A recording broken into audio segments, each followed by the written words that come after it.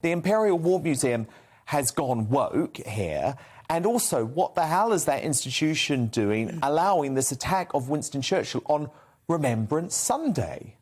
Did anyone who okayed this? Like, Well, the bosses did. Apparently, they've performed there before. Okay.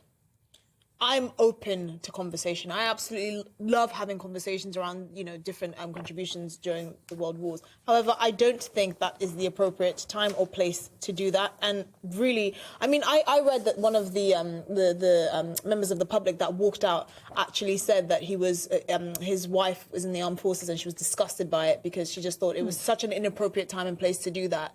And even if what they're saying, what they're contending has some merit, that's not the place or time to do that. That's completely inappropriate. It's completely out of order, and it actually makes their case really redundant, really. I mean, Carol, this performance organised by workshop leaders MC, Angel and Ahmed Days.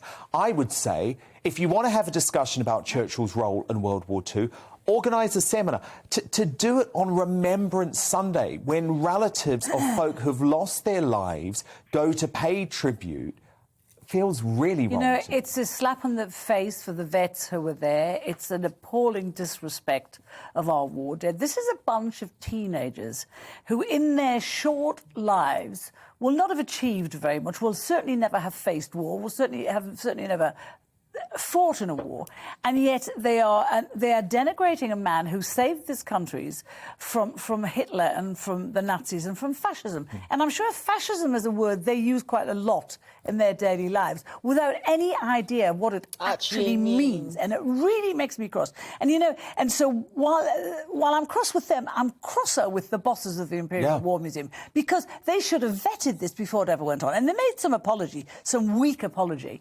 It's not good enough, frankly. They should have known what was in that speech. Remembrance Sunday is not the day for this. And as you say, people walked out. Someone should lose their job over this. The director of the Imperial War Museum should lose his or her job over this. It's appalling. Benjamin Butterworth, do you think this was an appropriate performance on Remembrance Sunday? No. I mean, clearly, this is not the way to end a 2-minute silence because you're dealing with all those questions about the war. And I think one of the people that was there made a good point that, the nature of the rap, the questions they raise about Churchill's legacy, about the effects of war, about race, they're all legitimate to debate. And I think this was a part of a scheme that the Imperial War Museum does, where 11 to 18-year-olds are invited in to do these kind of creative projects. I actually think that, in a way, Carol is right, because whichever boss didn't listen to this or did listen to it and let it through, I feel very sorry for these kids because, they've been landed in terrible hot water. They've been sort of humiliated. They were offended the people in the room. And actually... they need to grow up. They need to grow up and take some responsibility.